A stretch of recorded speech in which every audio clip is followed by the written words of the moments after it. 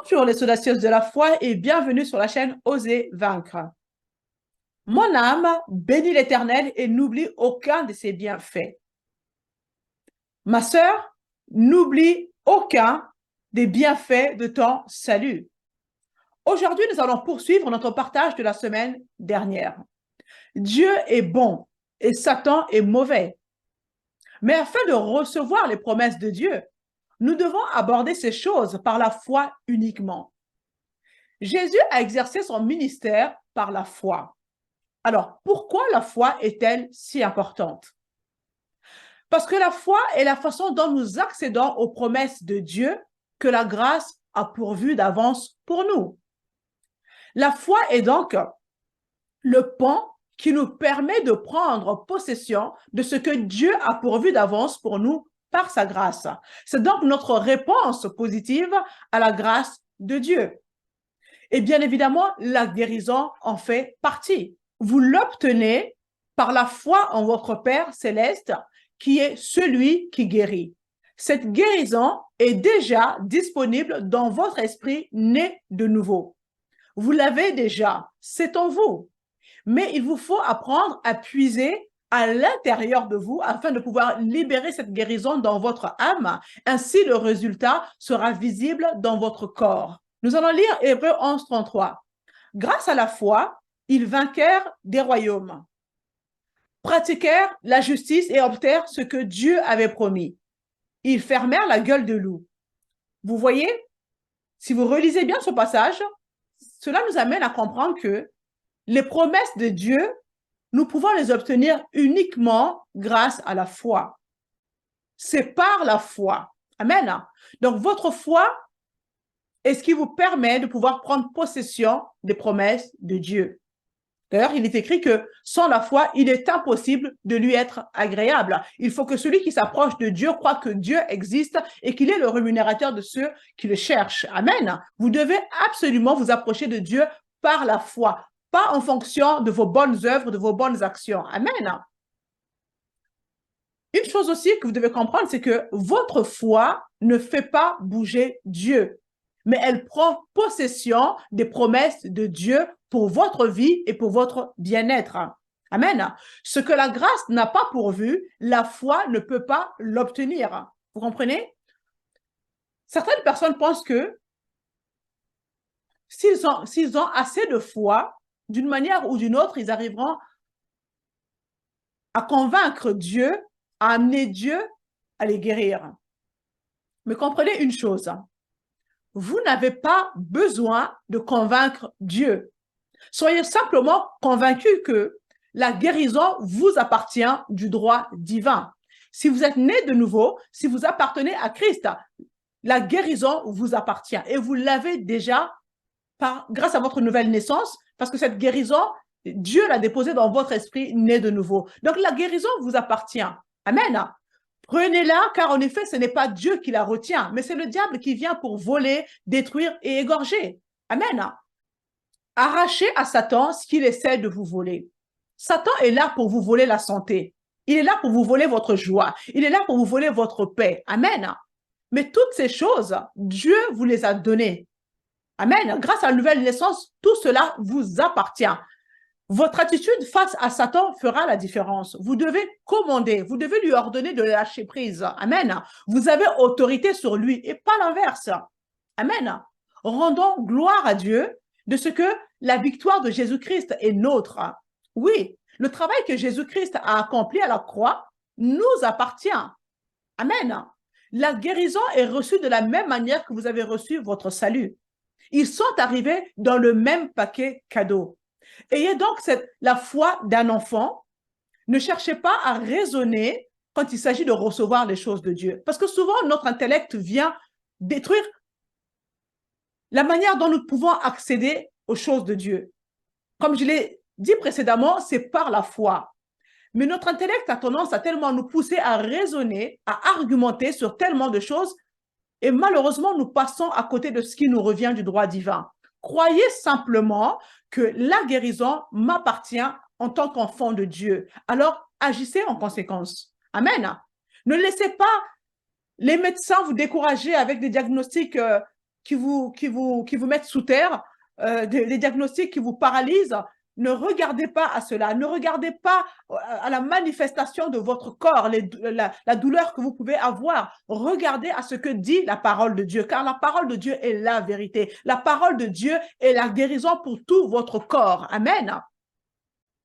Donc, vous devez vous fier sur ce que dit la parole de Dieu. Vous êtes un enfant de Dieu et vous êtes avant tout un esprit qui vit dans un corps et qui a une âme. Amen. Vous avez une âme, vous vivez dans un corps, mais avant tout, vous êtes esprit. Donc, vous devez fonctionner selon votre esprit. Amen. Donc, ne regardez pas à ce que votre environnement vous dit. Amen. Soyez simplement comme un enfant, ayez la foi d'un enfant, agissez, mettez votre foi en Dieu. Ne réfléchissez pas à toutes les raisons pour lesquelles cela ne fonctionnera pas pour vous. Amen. Parce que cela a tendance à nous paralyser.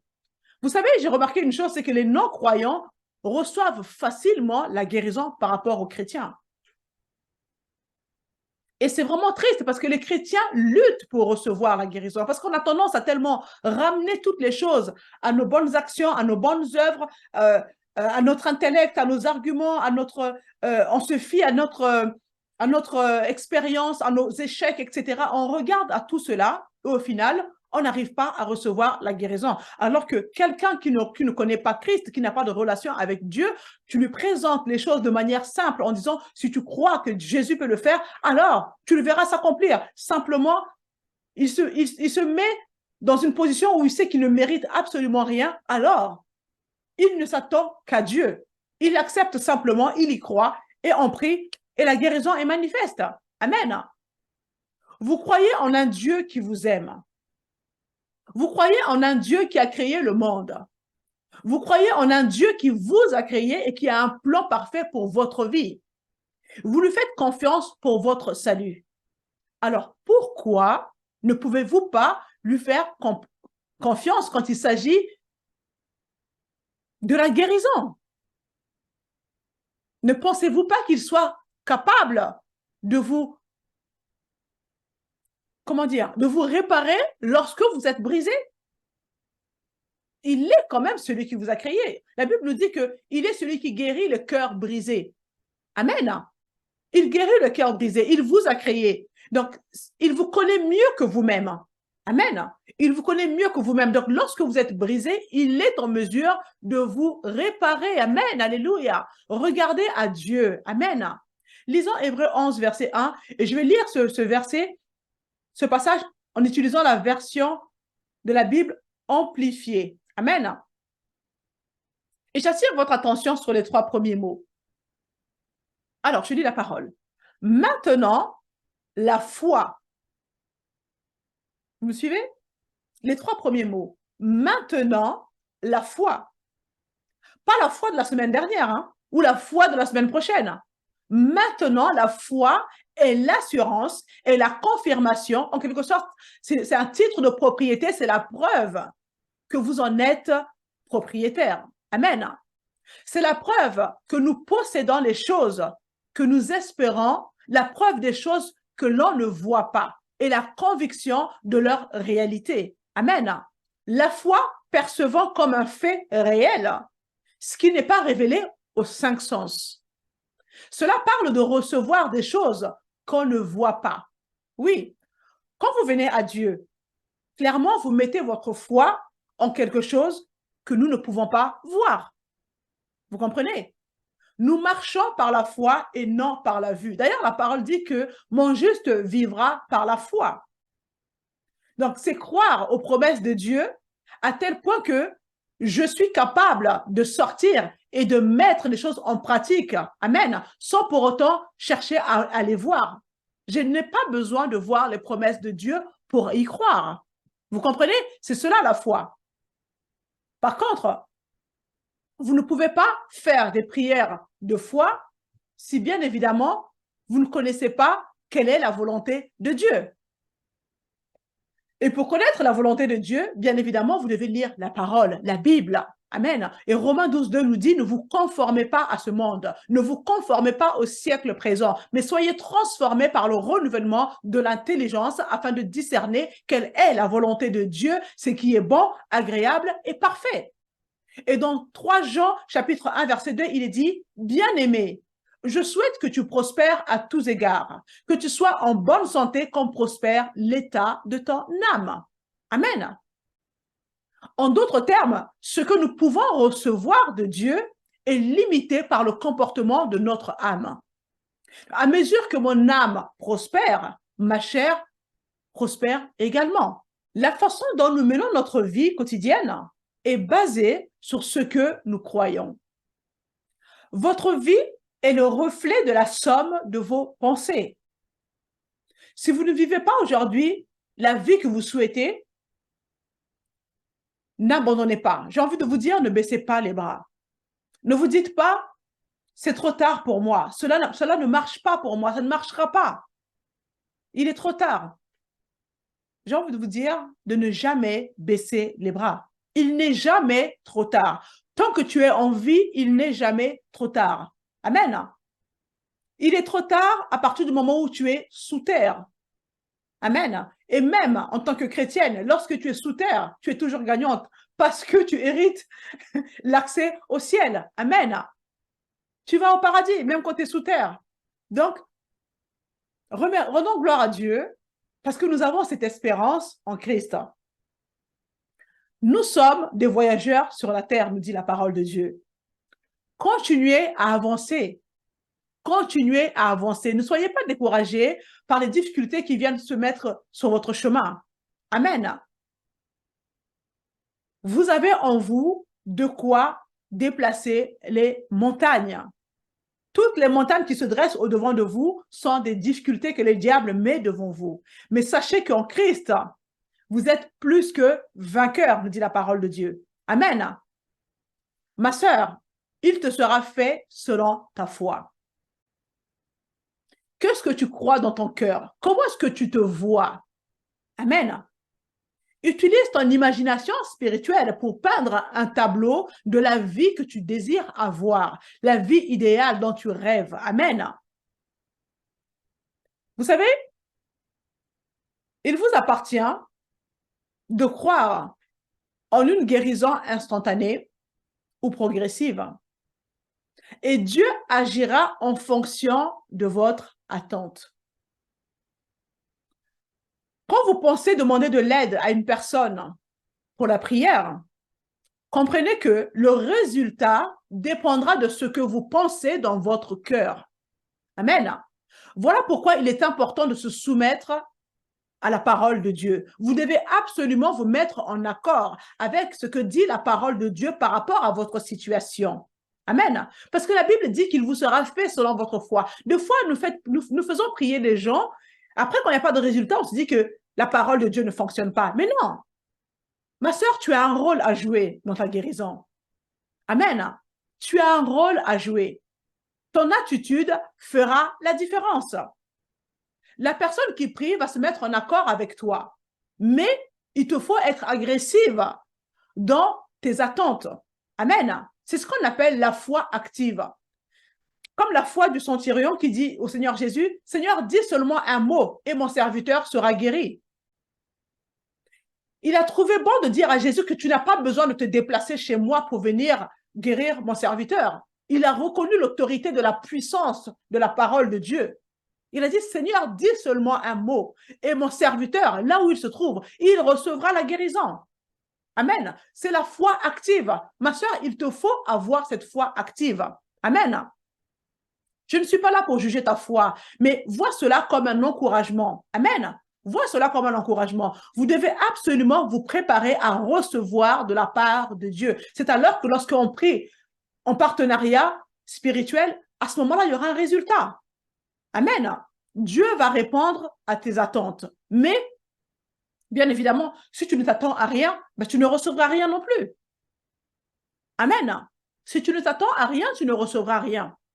Dieu va vous rencontrer au niveau de votre foi. Mais ayez la foi active. Ne soyez pas dans la passivité. Ne soyez pas N'ayez pas cette foi passive. Amen. Vous allez vivre une vie de frustration. Si vous demeurez dans une foi passive, vous serez vraiment frustré dans votre marche chrétienne. Je ne sais pas depuis combien de temps vous êtes dans cette situation difficile qui est la vôtre, mais vous devez comprendre que la foi, c'est maintenant. C'est maintenant. La foi est une décision. C'est de se lever et dire, stop, maintenant il y en a assez.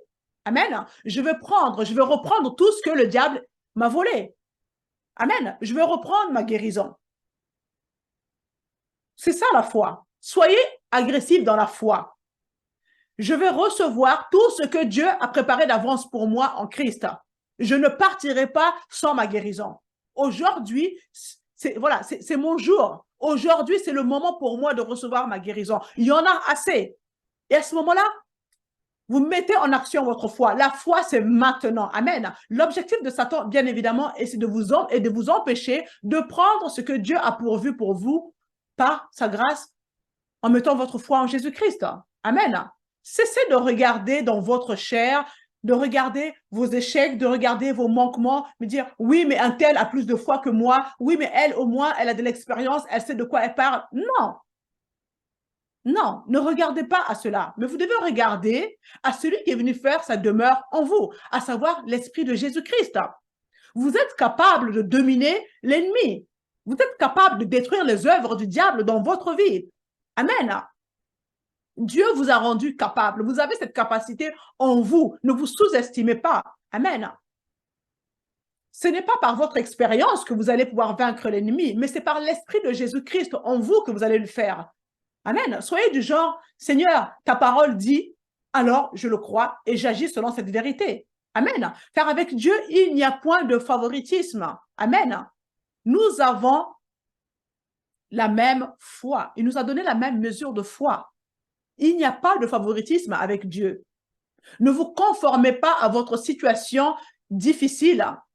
Amen. Vous devez absolument comprendre que cette situation ne vient pas de Dieu. La situation vient de l'ennemi. Et vous avez en vous de quoi changer cette situation. Votre rôle est essentiel pour obtenir le changement que vous désirez. Amen. Ne vous appuyez pas simplement sur la foi des autres pour obtenir le changement que vous désirez dans votre cœur. Dieu vous a équipé. Amen. Vous êtes équipé pour vaincre. Vous comprenez ça? Vous savez, Jésus a posé la question à cet homme qui était devant la piscine, qui était malade depuis 38 ans. Jésus lui pose la question, veux-tu être guéri? Et pourtant, lorsqu'on observe la situation, lorsqu'on analyse la situation, il semble évident que cet homme a besoin d'être guéri. Mais pourtant, Jésus lui pose quand même cette question, veux-tu être guéri? Donc, nous voyons là que cet homme avait également sa part à faire. Il avait sa part à faire. C'est la raison pour laquelle Jésus lui a posé cette question. Ça aurait été facile pour Jésus de venir vers cet homme et lui imposer les mains et dire « reçois ta guérison ». Mais il ne l'a pas fait. Il lui a posé la question « veux-tu être guéri ?» Et Jésus a fait la même chose avec l'aveugle Bartimée. Bartimée était aveugle. Mais la foule qui essaie de le faire taire lui dit « prends courage, lève-toi, Jésus t'appelle ». Le gars, il est aveugle, il ne voit rien. Il y a une foule au milieu de lui, enfin autour de lui. Qu'est-ce qu'il fait? Il se lève, il jette son manteau qui représentait son identité. Il se lève, il se met en mouvement pour aller vers Jésus, alors que le gars, il est aveugle. Vous comprenez que là, il a mis sa foi en action et en se mettant en mouvement, c'est là qu'il a reçu son miracle. Vous comprenez? Vous devez vous mettre en mouvement pour recevoir votre miracle. Et il en est de même pour le paralytique qui est accompagné de ses 4 amis qui ont fait un trou par le toit pour mettre cette personne devant Jésus afin qu'il reçoive la guérison. Cette personne était allongée sur un brancard. Il n'a jamais marché de sa vie. Et Jésus lui dit, lève-toi, prends ton brancard et rentre chez toi. Clairement, selon notre façon de voir les choses, on aurait dit, mais c'est insensé de la part de Jésus de dire ça. Le gars, il n'a jamais marché. Il n'a jamais marché de sa vie. Il est couché dans un brancard et le Seigneur Jésus lui dit, lève-toi, prends ton brancard et rentre chez toi. Le gars, il aurait pu raisonner en disant, mais comment peux-tu me dire une telle chose? Mais tu ne vois pas que tu vois pas ma situation, tu sais pas que je n'ai jamais marché, comment peux-tu me demander de me lever et de prendre mon brancard et de rentrer chez moi? Mais nous voyons que cet homme n'a pas raisonné. Il n'a pas raisonné. La seule chose, c'est que il a entendu ce que Jésus lui a dit et il s'est mis en mouvement. Il s'est levé. Vous comprenez? Quelqu'un qui n'a jamais marché. Jésus lui dit, lève-toi, prends ton brancard et rentre chez toi. Le gars, il se lève, il se met en mouvement. C'est ça la foi active. Amen. Il n'est pas là en train de raisonner, mais en fait, mais pourquoi il me dit de me lever alors qu'il sait très bien que je n'ai jamais marché de ma vie, je ne sais pas comment on fait, nanana, mes jambes, je suis très paraplégique, je ne sais quoi.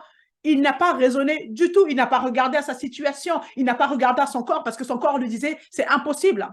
Il n'a pas regardé son corps. Il n'a pas regardé la foule autour de lui, lui faisant comprendre, mais ce qu'il dit là, tu ne comprends pas que ce qu'il dit, c'est n'importe quoi parce que tu n'as jamais marché, regarde-toi. Non, il n'a pas regardé à tout cela. Il a mis sa foi dans la parole de Dieu. Lève-toi, prends ton brancard et rentre chez toi. Il s'est mis en mouvement. En se mettant en mouvement, le miracle était immédiat. Amen.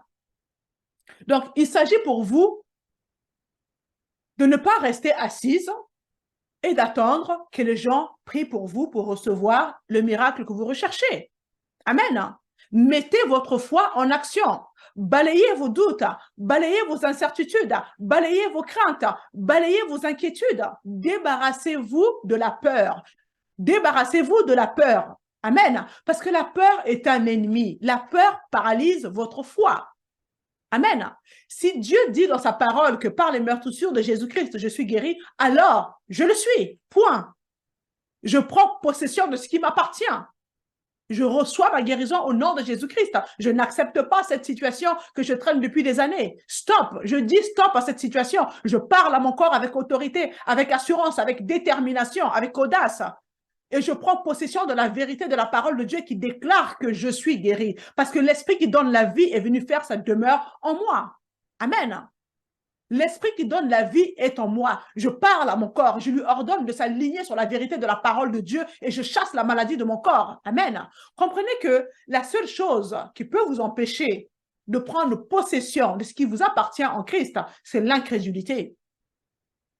D'ailleurs, je vous invite à revoir la vidéo que j'avais postée qui s'intitule « Comment vaincre l'incrédulité ». Amen. Vous devez vous débarrasser de l'incrédulité. C'est un poison. Amen. La peur paralyse votre foi. Amen. Revoltez-vous de la maladie qui vient s'installer dans votre corps. Cela n'est pas la volonté de Dieu pour votre vie. Amen. Dieu va vous rencontrer au niveau de votre foi. Il vous connaît parfaitement. Il est celui qui vous a créé. Ma sœur, toi qui me regardes, toi qui me suis, toi et moi, nous avons la même foi. Galates 2:20, nous avons la foi du Fils de Dieu. Amen. Même si tu manques d'expérience en ce qui concerne la façon de prier pour les gens, prier pour les malades, sois audacieuse et ose imposer les mains aux personnes qui t'entourent, les personnes qui sont malades autour de toi. Laisse l'Esprit de Christ t'utiliser. Dieu cherche des partenaires pour pouvoir libérer sa puissance à travers nous. Amen. Prie seulement. Déclare la parole de Dieu. Fais confiance à Dieu pour les résultats. Ne te préoccupe pas de ta réputation. Amen. Laisse Jésus-Christ manifester sa gloire à travers toi. Amen. La foi est comme un muscle. Il te faut muscler ta foi. Amen. Il faut te lancer, il faut faire... Dès que tu as une occasion de prier pour quelqu'un qui est malade, fais-le. Amen. Et Dieu va confirmer sa parole par les signes, des miracles et des prodiges, parce que Dieu désire t'encourager à le faire. Tu es le corps du Christ sur la terre. Tu es ses mains, tu es ses pieds, tu es sa bouche. Amen. Donc, tu t'appuies simplement sur la parole de Dieu. Père, ta parole déclare que j'imposerai les mains aux malades et les malades seront guéris. Et sur la base de cette parole, j'impose maintenant mes mains et je libère la guérison divine dans le corps de cette personne au nom de Jésus-Christ. C'est aussi simple que ça. Crois-le, ne doute pas. Fais-le simplement. Tu fais ce que la parole de Dieu te demande de faire. Et Dieu lui-même, pour t'encourager, va manifester sa puissance au moment où tu ne t'attends pas. Amen. au moment où tu doutes de toi-même, tu te dis, mais est-ce que Dieu peut réellement m'utiliser, moi, pour guérir quelqu'un? Eh bien, tu verras que c'est à ce moment-là que Dieu va confirmer sa parole. Parce que ce n'est pas toi qui l'as inventé. La parole qui dit, vous imposerez les mains aux malades et les malades seront guéris. Ce n'est pas toi qui l'as écrit. Ce n'est pas toi qui l'as inventé. Ça vient de la parole de Dieu. Donc, il s'agit à Dieu de confirmer sa parole. Toi, tu es là, tu obéis simplement. OK, ta parole dit ceci, j'y vais, je m'appuie sur cette vérité, j'impose les mains, Seigneur, et je libère ta guérison dans le corps de cette personne. Dieu va confirmer sa parole. Et la prochaine fois, tu auras plus d'assurance pour le faire parce que tu l'auras déjà expérimenté une fois. Amen. Mais il te faut commencer. Prends courage, muscle ta foi. Tout est possible à celui qui croit. Amen. Si vous ne savez pas que être guéri, être en bonne santé est la volonté de Dieu pour votre vie, alors vous serez toujours dans cette situation où les si vont surgir à chaque fois de votre tête. Et si ceci, et si cela. Mais à partir du moment où vous établissez que ceci est la domination, ceci est le royaume de la foi, alors ce qui est temporaire, ce qui est limitatif, va plier le genou devant vous. Amen. Votre situation doit plier le genou devant le nom de Jésus-Christ. Ce qui vous a mis en esclavage doit plier le genou. Amen. Vous devez comprendre que votre relation avec Dieu est très importante. Amen. La guérison découle de votre relation avec Christ. Et le trop-plein de votre relation avec Dieu vous permettra d'être efficace pour aider les personnes qui vous entourent. La relation avec Dieu doit être à la première place de votre vie. Elle doit occuper la première place.